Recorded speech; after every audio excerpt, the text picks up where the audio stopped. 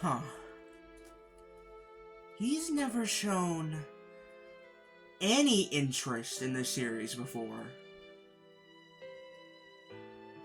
What the hell? Well, without much else to do, guess I'll go look for an anime of this.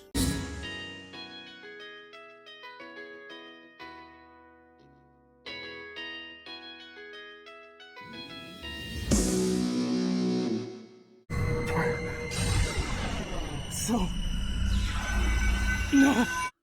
Wow, I loved that. That was awesome. Okay, let's begin. So, we are introduced right away to this guy with a cock for a nose. Not kidding. His name's Igor, by the way, and we are introduced to his assistant, Margaret. They are in this car that's going seemingly nowhere, and they talk about how this guy's journey is gonna take him places and something about bonds and like blah blah blah. It matters, but it just like it will kind of explain itself. Then we see this guy named Yu Narukami, which I'm just gonna call you because saying Narukami so much is gonna make me want to have an aneurysm. Make me want to have? Damn, okay, I guess his name is like cancerous. But we see him on a train, and he's going to a small town, Inaba. And the reason he's on this train is because his parents are like out of seas, yeah, they are out of the letter. Parents are out doing whatever, and he needs someone to watch over him, even though this man is almost an adult, but whatever. He gets off the train, he's in this small town called Inaba. It's a fuller name, but I'm just gonna call it Inaba. We meet up with his uncle, who is named Dojima, and his daughter Nanako, who I love her. She is just adorable. But they go to this gas station. The gas station employee talks to Yu, which, by the way, it just hit me. This is the second anime I've watched with a main character named Yu in it. It's Fuka all over again. Truly, we just need someone with blue hair and we'll be perfect. We also need someone to get ran over by a truck. The gas station employee talks to Yu, and he's like, "Yo, dude, welcome to the small town Inaba. Sucks here compared to the big city, but, you know, I'm sure you'll fit right in, dude." Gives him a handshake, and they go off. He's weird, he's creepy, but I like him. I respect his jibe, you know? Anyway, we get to the Dojima residence, and yeah, they're eating dinner, they're poor, and every day is great at your Junes. Next day, we are walking down the street, and we see this guy riding a bike. It's raining, he's like one hand on the umbrella, one hand on steering the bike. He crashes, and Yu, being the absolute Chad he is just like, he'll be fine. Walks off. Hell yeah, dude. Screw that guy. So now he's in school, and this guy they call King Moron is like, "Alright, everyone just shut up. This is a new transfer student. And hey, listen here, bucko. You better not start flirting with any of the girls or I'll beat your ass." Chie is like, "Hey, can he sit next to us?" And he's like, "Sure, whatever. Blah, blah, blah, blah. I hate everything." Right? And yeah, so now he's sitting next to the obvious main characters. By the by, can we talk about how obvious it is who is a main character here? Everyone else has these black and gray shirts on, and then we got Chie with the bright green, we have Yukiko with the bright red, and then this other guy, like, you couldn't have hit it a little bit? If you wanted to know, like, oh yeah, they're green, red, and Yosuke, you could have just had their casual outfits be that. So after school ends, you're talking a little bit, Chie and Yu, and she's like, "Yeah, welcome." So like, spell the T, sis? But then Yosuke, the guy who was on the bike that you blatantly ignored, comes up to Chie like, "Hey, yeah, thanks for the CD. Anyway, I gotta go to work. See you later." And she's like, wait a minute. Trips him, opens the disc, Trial of the Dragon, it is completely shattered. And so, you know, Chie is a little pissed off, as she should be. Yosuke invites Yu to get some food, but Chie overhears and is like, "Well, this is payment for my disc being broken." He couldn't pay for all three of them, so they go to Junes, which is a place that he works at. Actually, his parents manage it or own it, one of the two. But, we see this girl, Saki, who Yosuke really likes, and, well, sometime later, it shows that she found the dead body of a news reporter who was caught in the middle of an affair between another like news reporter or manager or whatever, and we hear something about Midnight Channel, and so our guy here, he watches it, and all of a sudden this voice starts going off. I am thou, thou art I. But we also see a girl on the Midnight Channel. Can't really tell who it is. He tries to go into the TV, by the way, but he's too big and can't fit. So the next day he tells them about this. He tells Yosuke and Chie and Yukiko even, and is like, yeah, no, I couldn't fit into the TV. I was too big. And they're like, that's pretty funny, dude, but hey, you know a TV you could fit into? And then they go to the TV electronics section of Junes, and bing, bam, boom, they're in the TV now. Yosuke has to piss, and he lands on his ass. By the way, can I say this? Chie should not be okay right now. Chie should have broke her damn leg on that fall. What do you mean she fell from whatever height that could be, lands on her foot, and just rolls it off? Woman, you should be dead! Can I also mention the fact that there's different bodies on the floor, meaning that many other people have been here. Meaning that this could be far from the first murder that's ever even occurred here, or maybe at all, or like maybe other people have been here, or like, what does it mean? Anyway, we go to this room, and it's filled with posters and a noose, and it's scary. The reason they're in this room, by the way, because they saw a creature. It was that teddy bear. It's annoying. But he gives them these glasses. It's like, take these. The shadows are coming. And then these big balls with tongues come out of the wall, and they start attacking our main cast here.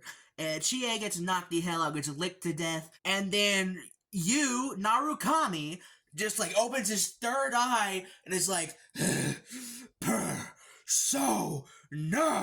And then, boom, big guy comes out of him, kicks their asses, and it's badass, and the episode ends there. Roll credits, which, by the way, the credits song is amazing. Yeah, I really like this so far. Can you tell? Get out of here! Yukiko, I won't leave you. Wow, that was a lot. We continue right where we left off. Narukami got his persona, beat the shadows, they go back, and the next day, they want to go back into the TV world, or at least, Yosuke does, because guess what? Remember that girl I talked about, Saki, the girl that, Yosuke really liked? She's dead. They saw her on the Midnight Channel the night before. And also, there were people talking about the reporter girl, the girl that was the guy that's having an affair on or whatever, being their, like, secret lover, because, the Midnight Channel is about, like, oh, whoever's on there is your secret crush or whatever. People were saying that reporter was on there, and he's starting to think they're connected somehow. The fact that they were both on the Midnight Channel before getting murdered, something happened there. Yosuke wants to go in there and try to figure out what's going on, because, again, they met that bear. They go back down to talk to the bear, so they get Chie to hold a rope so she can get them back in case they can't get out, in case, like, the bear's not there or something. Narukami and Yosuke go down there to figure out what's going on. Teddy doesn't know anything either. Teddy knows about as much as they do, except he knows a little bit more about the world they're in. So, it kind of helps out. Now, here's something that I find curious. Teddy says that when the fog is in their world, the fog lifts from his world. How the hell does he know that? I feel like to him, it would just be like, oh yeah, every now and then the fog's gone. Does he just, like, kind of, like, put two and two together? Or, like, is he guessing? They go to where Teddy says he smelt Saki's scent, and it's the market, little, like, street.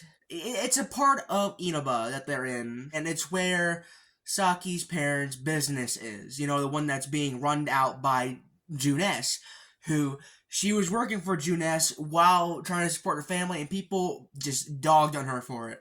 It was a case of just people being like, wow, she's a traitor, she's a horrible person, blah, blah, blah. They go into the building where they think Saki would have been. All of a sudden, you just hear all this crap about Yosuke.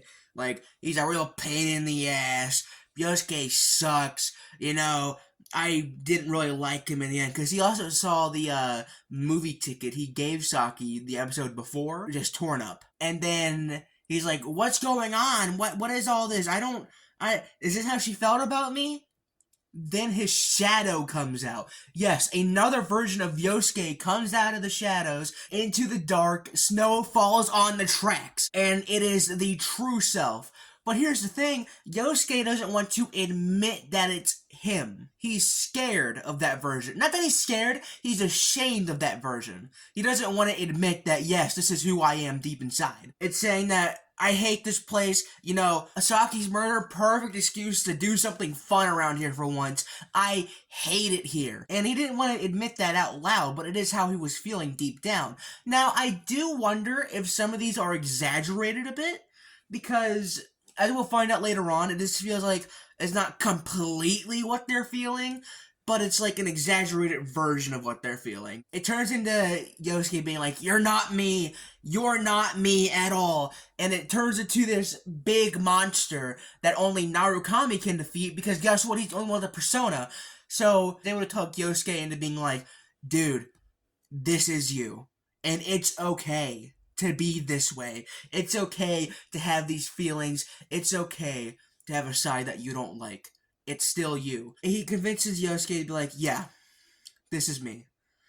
No matter how I want to view it, no matter how much I hate it, this is me.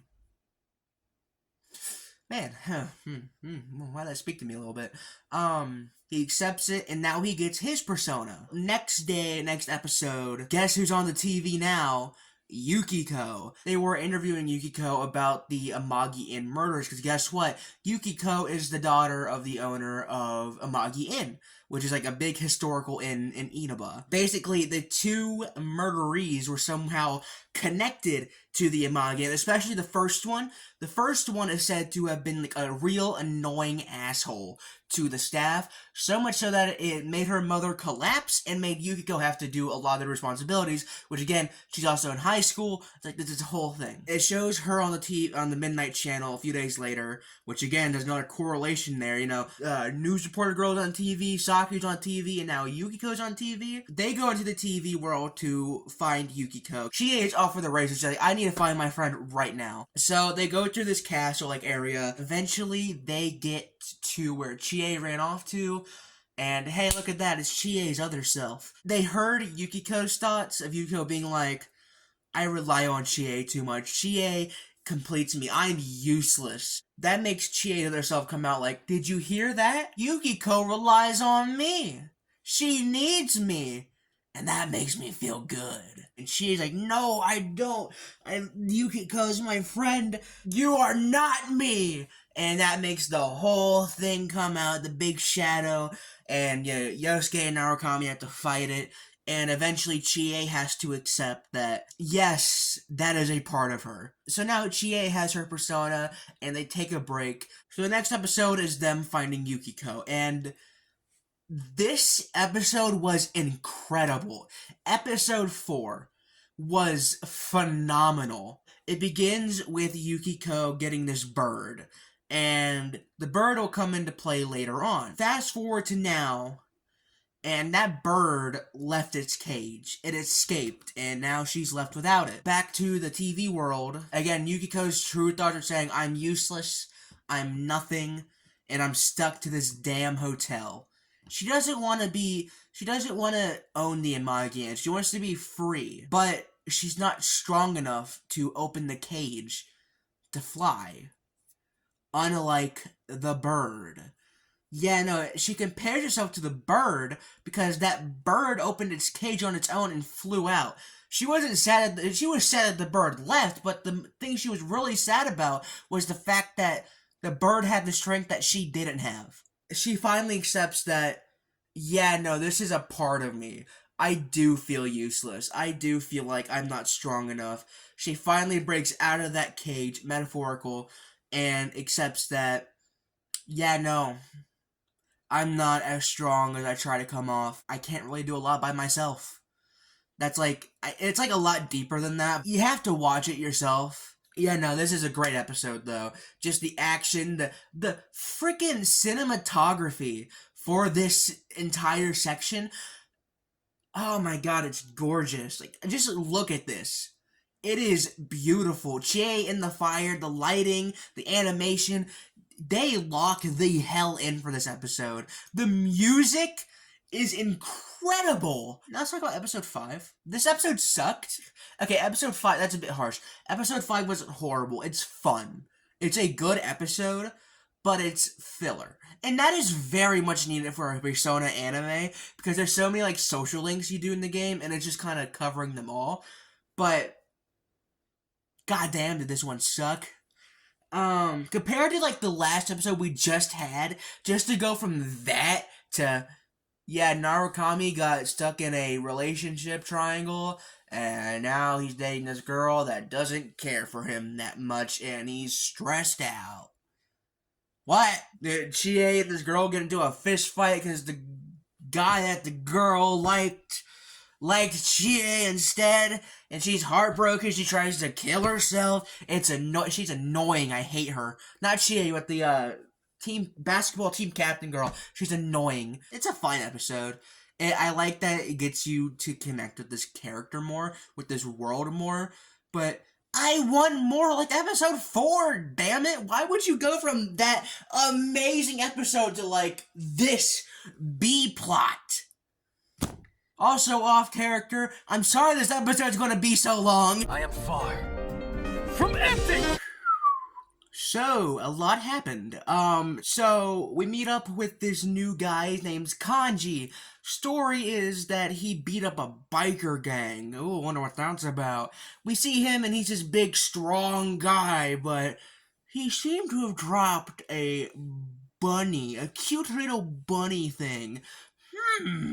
Anyway, Narukami gives it back to him, like, hey man, you dropped it. He's like, yeah, sure, whatever. And they start thinking, maybe Kanji is the next one. He was on TV. I think he appeared on the Midnight Channel, but basically he starts taking him out. And they meet this strange little detective guy who's snooping around, asking him questions, and, well, so they start stalking the Kanji and this detective dude. Yeah, it turns out they were very much right, and that Kanji was the next victim. And they defeat his shadow, and he just has to accept that, yeah, you know what?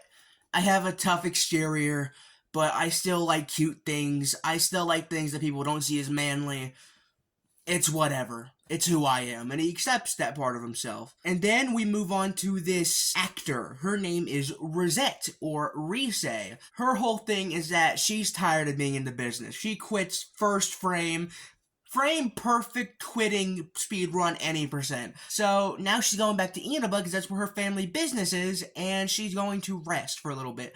Obviously, paparazzi's everywhere aggravating her, and Yu is a freaking weirdo. She drops her phone, Yu picks it up, and instead of like, hey, you dropped this, he starts chasing her to the elevator. It's like, you dropped this.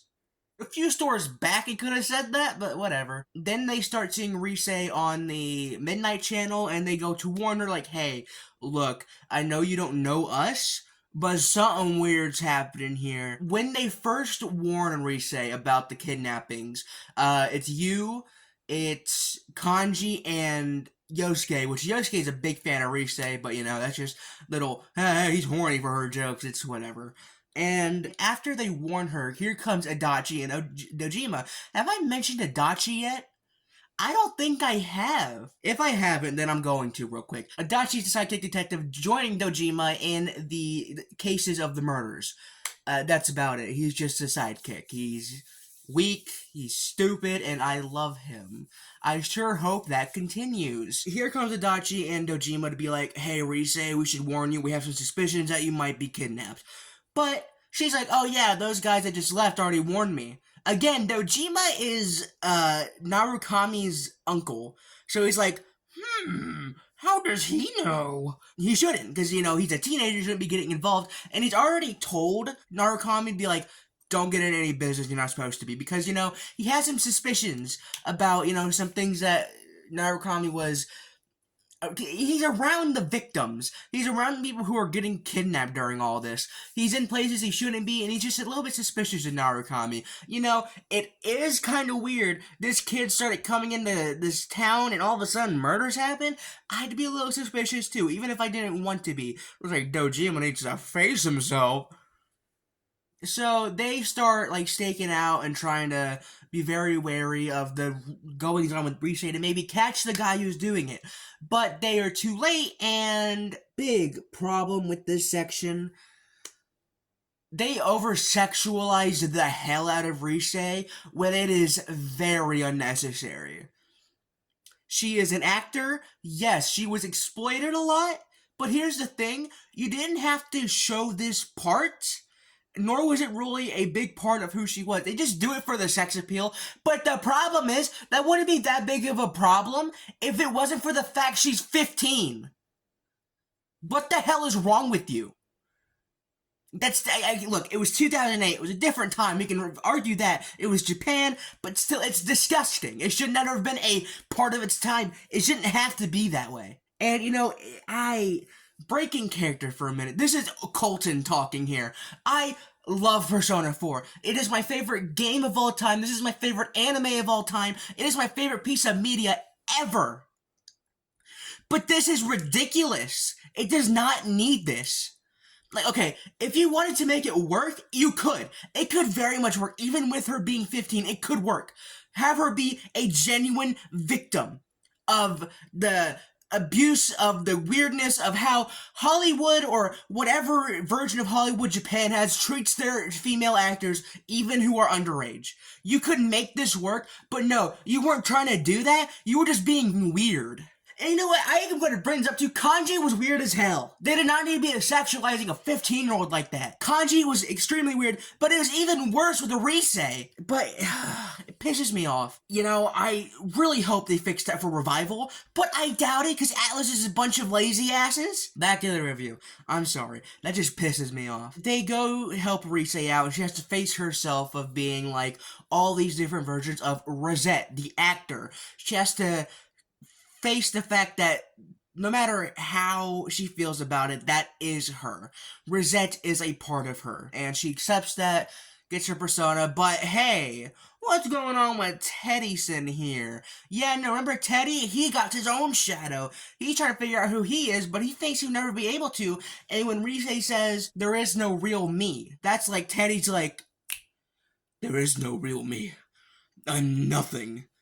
And so that makes his shadow come out, and he has to face himself, and it's like a really cool moment with this. In the game, it's really cool too, but you know, it's a really cool moment, and Teddy faces himself, and I really don't understand what he was facing really, but you know, I like it.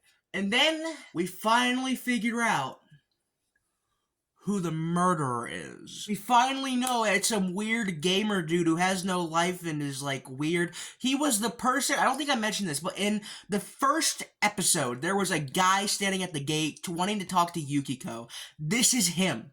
Same guy. Same freaking weirdo. And he kills King Moron, who was the teacher that everyone hated. So he does it, admits it, and then he went to turn himself into the police, but then he ended up at the TV world, and I don't know what. Yeah, it's pretty obvious that he's not the murderer, but we're not going to get to that right now. There is a bit in this episode where it shows Narukami thinking about the future. If this guy is the killer, what's next for the gang, you know? What's next for him? The, I guess, shadow of this killer makes him see a future, a very bleak future. And I might be misinterpreting this, it's fully possible, but it just kind of struck a chord with me. And if that's, you know, people interpret art their own way, so, you know, just give me a break here. He sees a bleak future where they all start to slowly drift apart. They all kind of go their separate ways, they all get busy with life. The people he hung out with no longer want to hang out, they're always busy with the things they gotta do. And they stop becoming friends. And it's a reality that we face in our life eventually. It is a thing where, yeah, the people you know will get busy. Life won't have a lot of time for you, but it's not that harsh. That's not really the reality of it. The way I see it is this is just the reality our minds make us overthink and fear and worry about, when the true reality is just you will still be friends, you will still have time to hang out, even if it's less and less. It's not gonna just cut all together like that. That's not how that works. It doesn't happen like that. Even if it seems like that in a moment, it'll all come back, you know? You know, in a way, I'm scared to face the future. The future awaits a dark, gloomy path, but maybe it doesn't. Maybe I'm overthinking it. Maybe going to that funeral won't be a bad idea. Maybe seeing my brother again won't be a bad idea. Say goodbye. Anyway, to finish off what's happening here, the reason I believe that he is the fake killer, because it shows him going into the police department, but then he ends up in the TV world. How the hell does that happen? And then they take him away, and it's just like, I don't know, something feels off about that ending, but who knows, maybe I'm overthinking it. But yeah, we'll have to see if he really is the killer or not. Maybe you, Narukami, is the killer. Who knows at this point? Maybe I'm the killer.